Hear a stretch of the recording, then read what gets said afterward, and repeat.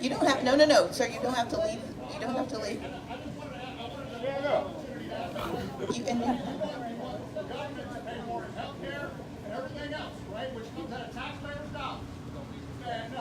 sir, it's okay. Guys, hold on. Sir, please hold. Sir, please 1 second. No, hold on. Actually, sir. Okay, I'm the only person with a microphone, so everyone without one be quiet. Now, this gentleman served our country. He is a Georgia citizen. He has the right to ask me a question. Once he's finished asking his question, I'm going to ask him to respect the right of everyone else here to hear me speak. And when they go low, we need to go high.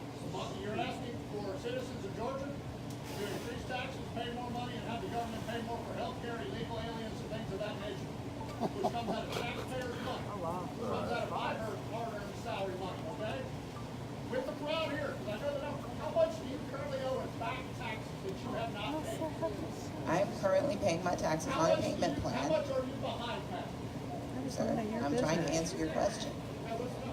So your question framed some misleading statements. I'm going to correct everything and I'll get to my answer. But I let you answer the question you wanted to ask it. I'm going to answer it. The state of Georgia forfeits $8 million a day by refusing to expand Medicaid. $8 million that every person who pays taxes in the state of Georgia has paid into the system. We don't need to raise taxes to draw down Medicaid. We need to raise our expectations of our leaders to draw down Medicaid. And I let you ask your question. I let you ask your question. Please allow me to answer. Every proposal I have made is on my website. I have 100 single-spaced detailed pages of what we can do for Georgia. My opponent does not. Because my opponent does not have a plan for Georgia. He's got a slogan for Georgia. He's got gimmicks for Georgia. He does not have... Oh, come on, let her answer.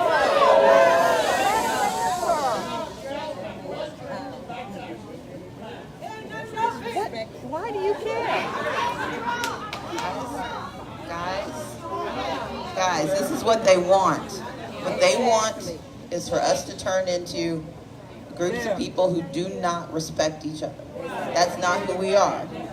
I respect every person in this place. Y'all got a bunch of friends on the front of the building who are waiting for me too. So here's how we're going to finish this. The Internal Revenue Service and I are in a very good relationship. They are getting their money every month. I'm sending it to them on a payment plan. I have never failed to pay my taxes. I have never failed to meet my obligations. I have never been taken to court because I refused to pay $500,000 back to someone who loaned me money. I am the person running who is current on all of my obligations. And when I disclosed, I was behind, but I have never failed to pay my taxes, not ever. The IRS and I know, no, actually that's not. I am on a payment plan. And the thing of it is, I'm not alone. Because a lot of folks in Georgia have to meet other responsibilities and have lots of obligations. And I'm here to talk about those obligations. I encourage you to go to my website. You can learn all about me, learn all about my financial situation. You can buy my book, Minority Leader, How to Lead from Behind to Create Real Change, and it will give you all the information you need. Folks, thank you for your service, and thank you for being here tonight.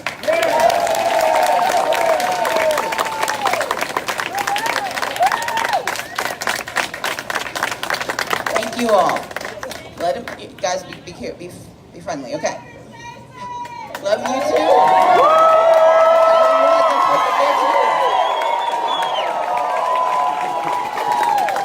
Thank you guys. Look, part of an election is that rhetoric gets heated and folks get very personal. And this is personal. It's personal to me. Yes, I've had to make payment arrangements with the IRS. I've never failed to pay my taxes. But I'm primarily responsible. I'm the primary caregiver and financial supporter for my mother, my father, my niece, my grandmother. And I will wake up every day and thank God and the IRS that they let me take care of my responsibilities and take care of my family. But I'm running for governor because I want all of us to be able to make those choices. I want all of us to be able to live real lives and know that there is hope and opportunity. Because I've been privileged. I have a really fantastic education that's allowed me to take on good jobs. but it's also allowed me to provide good service to the state of Georgia. Now, there are two of us who are asking for a promotion.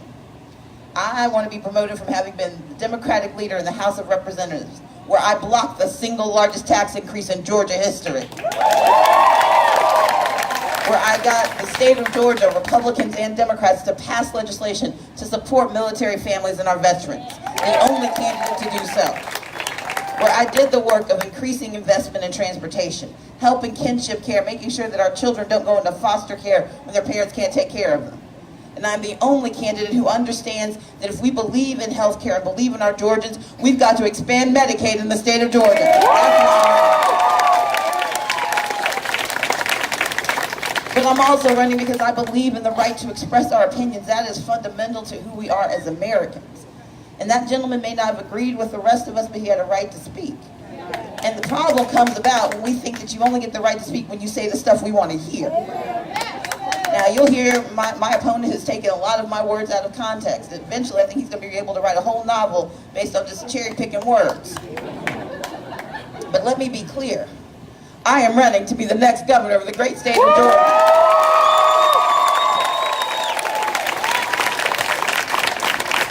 And I'm running because I believe in all of Georgia. I believe in every corner, every community, and every person.